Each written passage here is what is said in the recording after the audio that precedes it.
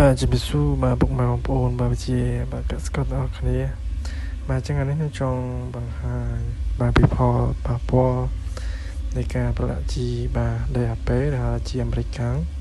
ជាមួយក្របពូជស្រូវនៅពេលយើងពង្រស់តែវាមានផលបាទប៉ះពាល់បាទដូចម្ដេចខ្លះអញ្ចឹងទី1វាធ្វើឲ្យរលាកបាទក្របពូជស្រូវបាទអញ្ចឹងមានន័យថា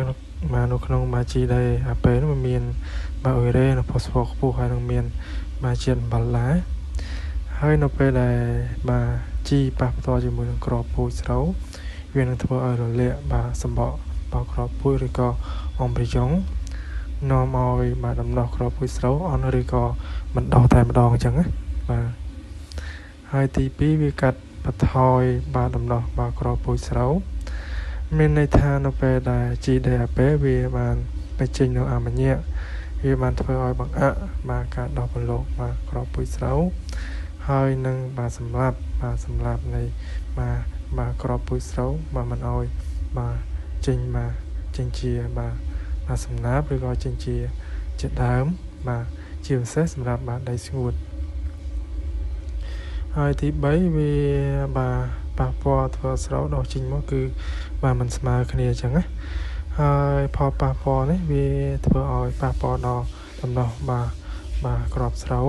ដោះមកចេញមកវាមិនស្មើគ្នាប៉ះពាល់ដល់បាទការបែកគុំរបស់ស្រូវការគ្រងស្មៅនិងទិន្នផលអញ្ចឹងណាបាទទី4វាធ្វើឲ្យបាទខាត់បងជីបាទអញ្ចឹងមានថាក្របស្រូវវាត្រូវការបាទសំណើមហើយខ្យល់ដើម្បីបាទដោះបាទប្រឡូកឡើងប៉ុន្តែបាទជីបាទដីអាពេលវាត្រូវការបាទស្រូបយកបាទសំណើមដែរអញ្ចឹងពេលខ្លះជីវាមិនអាចបាទស្រូបយកបានភ្លាមណាបាទអញ្ចឹងដីបាទអញ្ចឹងវាមិនអាចស្រូបបានបាទជីភ្លាមទេហើយពាក់ព័ន្ធនឹងបាទទី5ការបង្កើនបាទការចំណាយអញ្ចឹងមានន័យថានៅពេលដែលយើងបាទលេខក្របបាទពូជាមួយជីដែលបាទដែលអាពេលហ្នឹង